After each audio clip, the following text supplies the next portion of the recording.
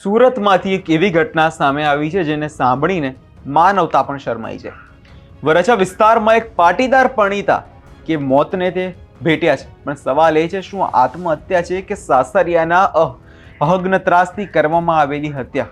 શું ને સમગ્ર મામલો તેની વિગતે ચર્ચા કરીશું। નમસ્કાર, હું છું પ્રથમ મોદી, આપ જોઈ રહ્યા છો નિર્ભય ન્યૂઝ। સુરતના વરાછા વિસ્તારમાં રહેતા 44 વર્ષીય સીમાબેન વાઘાણી ગત 1 ફેબ્રુઆરીએ તેમણે ઝેરી દવા પીને પોતાનું જીવન ટૂંકાવ્યું। 25 વર્ષનું લગ્ન જીવન, એક જ જુવાન જોત દીકરો જે કેનેડામાં અભ્યાસ કરે છે, છતાં એવું તો શું દુઃખ હશે સીમાબેને આ પગલું ભરવું પડ્યું, તમે પણ વિચારમાં પડી ગયા છો। પણ તપાસમાં જે ખુલાસો થયો છે તે સૌથી ચોંકાવનારો છે। સાસરિયાઓનો ત્રાસ એ હદ સુધી હતો કે સીમાબેનને તેમને બંધનમાં રાખવા પડતા હતા, તેના માટે તે લોકોએ નોટરી કરાવી હતી। જી હા, સાચું સાંભળ્યું। આજના સમયમાં પણ એક વહુને દબાવવા અને કાયદાકીય કાગળોનો દુરુપયોગ જે છે કરવામાં આવતો હતો। વિગતે જો આ ઘટનાની વાત કરીએ તો મૂળ બોટાદના ગઠડાના વતની અને હાલ વરાછામાં એફએલ ટાવરમાં રહેતા સુનિલ વાઘાણીના લગ્ન 25 વર્ષ પહેલા સીમાબેન સાથે થયા હતા। પરિવારજનોના આક્ષેપ મુજબ લગ્નના આટલા વર્ષ પછી પણ સીમાબેનને દહેજ બાબતે સતત મેણા ટોણા મારવામાં આવતા હતા કે પિયરના કોઈ પણ સામાજિક પ્રસંગમાં તેમને જવાની મનાઈ હતી। અને સૌથી ક્રૂર વાત એ છે કે પતિ, સાસુ, સસરા અને નણંદ ભેગા મળીને તેમને માનસિક રીતે ત્રાસ આપતા હતા। આ ટોર્ચરમાં નણંદનો મિત્ર કમલેશ ધોરાજીયા પણ સામેલ હતો। વિચાર કરો, એક ઘરની વહુને ડરાવવા અને ધમકાવવા માટે બહારના વ્યક્તિઓની મદદ લેવાતી હતી। 1 ફેબ્રુઆરીનો જ સીમાબેને ઝેરી પીણું પીધા પછી તેમને હોસ્પિટલ લઈ જવામાં, જે બાદ તેમનું મૃત્યુ થઈ ગયું હતું। પરિવાર એટલો આક્રોશમાં હતો કે તેમને ન્યાય ન મળે ત્યાં સુધી મૃતદેહ સ્વીકારવાનો પણ ઇનકાર કરી દીધો હતો।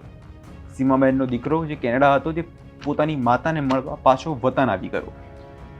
તે બાદ આ મામલો એટલો ઉગ્ર બની ગયો અને જે પરિવાર હતો તે ન્યાયની લડત માટે એટલો પડી ગયો અને પોલીસે આખરે આ મામલે ગંભીરતા દાખવી। સાંભળીએ આ વિષયને લઈને પહેલા પોલીસે શું કહેવું છે।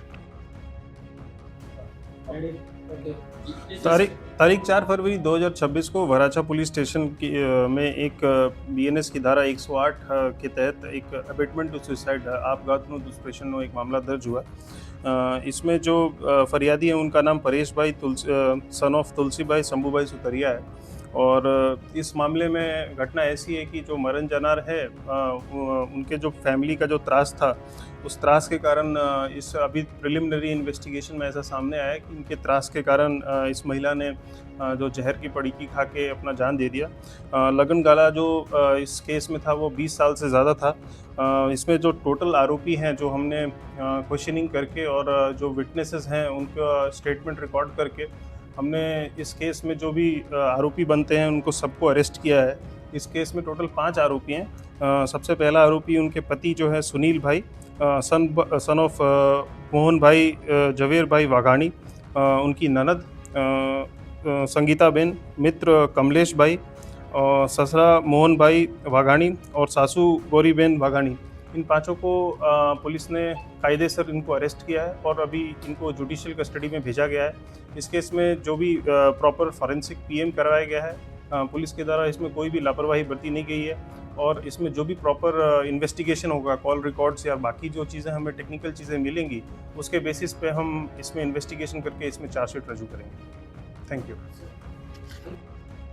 મૃતકના પરિવારની ફરિયાદના આધારે 5 ફેબ્રુઆરીએ ગુનો નોંધવામાં આવ્યો અને આજે જે સમાચાર સામે આવ્યા છે તે સારા છે, કેમ કે વરાછા પોલીસે અત્યાર સુધીમાં 5 આરોપીઓની ધરપકડ કરી લીધી છે જે માનસિક રીતે સીમાબેનને ત્રાસ આપતા હતા, જેમાં એમનો પતિ સુનિલ વાઘાણી, સસરા મોહનભાઈ વાઘાણી, સાસુ ગૌરીબેન, નણંદ છે સંગીતાબેન અને નણંદનો મિત્ર જે બહારનો વ્યક્તિ છે કમલેશભાઈ ધોરાજીયા। આ તમામ પર સીમાબેને આત્મહત્યા માટે મજબૂર કરવાનો અબેન્ડમેન્ટ ઓફ સુસાઇડ નો ગંભીર ગુનો નોંધાયો છે। આ વાત પરથી સવાલ થાય છે, શું આપણું સમાજ કઈ દિશામાં જઈ રહ્યું છે? આ રીતે આપણે વિકાસ કરશું? નોટરી કરાવીને વહુને ગુલામ રાખવાની માનસિકતા ક્યાંથી આવે છે? આ વિષયને લઈને તમારો શું અભિપ્રાય છે તેમને કમેન્ટ કરી ચોક્કસથી જણાવજો અને અમારી ચેનલ નિર્ભય ન્યૂઝને લાઇક, શેર અને સબસ્ક્રાઇબ કરવાનું ભૂલશો નહીં।